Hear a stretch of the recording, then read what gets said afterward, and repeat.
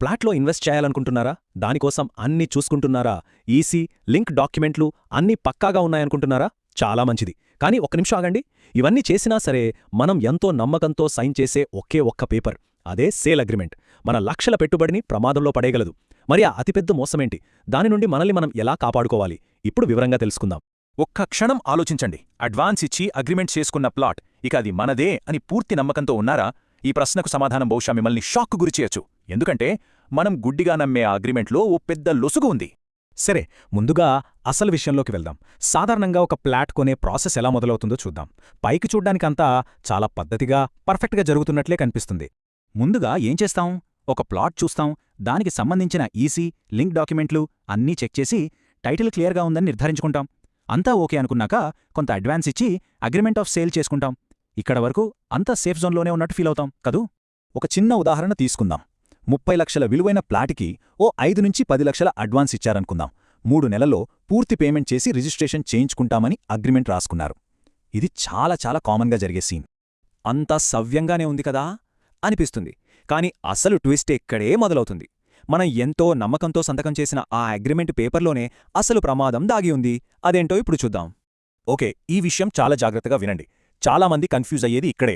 Agreement of sale వేరు, sale deed వేరు. Agreement of sale అనేది అమ్మేవారికి, కొనేవారికి మధ్య జరిగే ఒక ప్రైవేట్ డీల్ మాత్రమే. అది పబ్లిక్ రికార్డ్ కాదు. దానివల్ల మనకు ఓనర్షిప్ రాదు. కానీ సేల్ డీడ్ అనేది సబ్ రిజిస్టార్ ఆఫీస్లో రిజిస్టర్ అయ్యే పబ్లిక్ డాక్యుమెంట్. యాజమాన్య హక్కులు మారాలంటే కేవలం సేల్ డీడ్తోనే సాధ్యం. ఇప్పుడు ఈ చిన్న తేడాను వాడుకుని మోసం ఎలా చేస్తారో చూడండి. మొదటి రోజు సెల్లర్ మీతో ఒక అన్రిజిస్టర్డ్ అగ్రిమెంట్ చేసుకుంటాడు. మధ్యలో ఓ 45వ రోజు ఈ అగ్రిమెంట్ ఎక్కడా పబ్లిక్గా కనిపించదు కాబట్టి అదే సెల్లర్ ఇంకో వ్యక్తి దగ్గర ఫుల్ పేమెంట్ తీసుకుని వాళ్లకి రిజిస్టర్డ్ సేల్ డీడ్ చేసేస్తాడు. ఇక 90వ రోజు మీరు రిజిస్ట్రేషన్ కోసం వెళ్తే ఆ ప్లాట్ అప్పటికే వేరొకరి పేరు మీదుందని తెలిసి షాక్ అవుతారు. సింపుల్గా చెప్పాలంటే మన కళ్ల ముందే మన ప్లాట్ మాయమైపోతుంది. ఒకవేళ ఇలాంటి మోసంలో చిక్కుకుంటే జరిగే నష్టం ఊహకు కూడా అందదు. అది కేవలం డబ్బు నష్టం కాదు, అంతకు మించి చాలా ఉంటుంది. ఆ పరిణామాలు ఎంత తీవ్రంగా ఉంటాయో చూద్దాం. చట్టపరంగా ప్లాట్ చేతుల్లోంచి వెళ్ళిపోతుంది. కట్టిన లక్షల అడ్వాన్స్ గాల్లో కలిసిపోతుంది. ఇక మిగిలేదొకటే దారి, కోర్టు మెట్లెక్కడం. ఆ కేసు గెలవడానికే ఏళ్లకేళ్లు పట్టొచ్చు.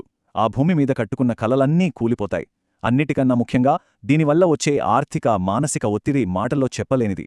ఇక్కడ చెప్పింది అక్షరాల నిజం. అమ్మినవాడు, కొత్తగా కొన్నవాడు ఇద్దరూ హ్యాకీ. కానీ మధ్యలో నలిగిపోయేది, ఏళ్ల తరబడి కోర్టుల చుట్టూ తిరగాల్సింది మొదట అగ్రిమెంట్ చేసుకున్నవాళ్లే.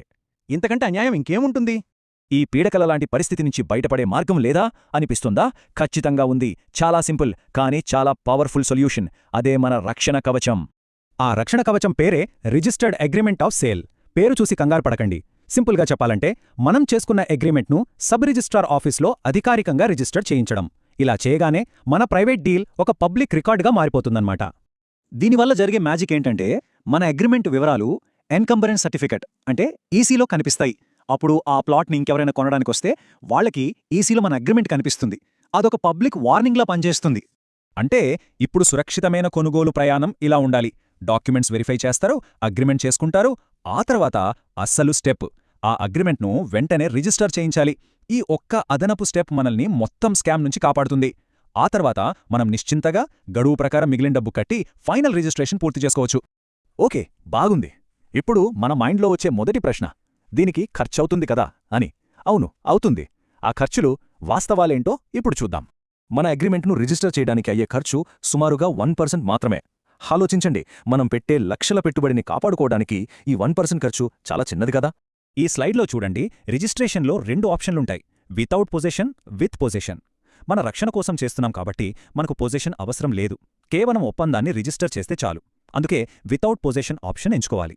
దీనికి అయ్యే ఖర్చు సుమారుగా 1% లోపే ఉంటుంది. అంటే 0.5% స్టాంప్ డ్యూటీ, 0.5% రిజిస్ట్రేషన్ ఫీజు. అదే పొజిషన్తో రిజిస్టర్ చేస్తే ఖర్చు చాలా ఎక్కువ. సో మనకు కావాల్సింది మొదటి ఆప్షన్. ఇక్కడొక చాలా ఇంపార్టెంట్ పాయింట్ ఉంది. అగ్రిమెంట్ రిజిస్టర్ చేసినంత మాత్రాన సెల్లర్ ఆ ప్లాట్ను వేరేవాళ్లకు అమ్మలేడని కాదు, అమ్మొచ్చు. కానీ అప్పుడు అసలు చిక్కు కొత్తగా కొన్నవాళ్లకొస్తుంది.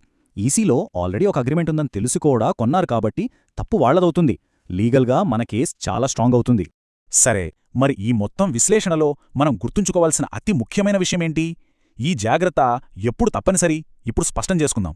సింపుల్ రూల్, మనం అడ్వాన్స్ కట్టిన తర్వాత ఫైనల్ రిజిస్ట్రేషన్కు కొన్ని వారాలు లేదా నెలల గ్యాప్ ఉంటే అప్పుడు అగ్రిమెంట్ రిజిస్ట్రేషన్ చేయడం మస్ట్. అదే రోజు అడ్వాన్స్ ఇచ్చి అదే రోజు రిజిస్ట్రేషన్ చేసుకుంటే దీని అవసరం అంతగా ఉండకపోవచ్చు. కాని గ్యాప్ ఉంటే మాత్రం ఇది తప్పనిసరి. చివరిగా ఈ ఒక్క ప్రశ్న మనందరి కోసం. లక్షల రూపాయల పెట్టుబడిని కాపాడుకోవడానికి పెట్టే ఈ చిన్న ఖర్చు పెద్ద భారమా?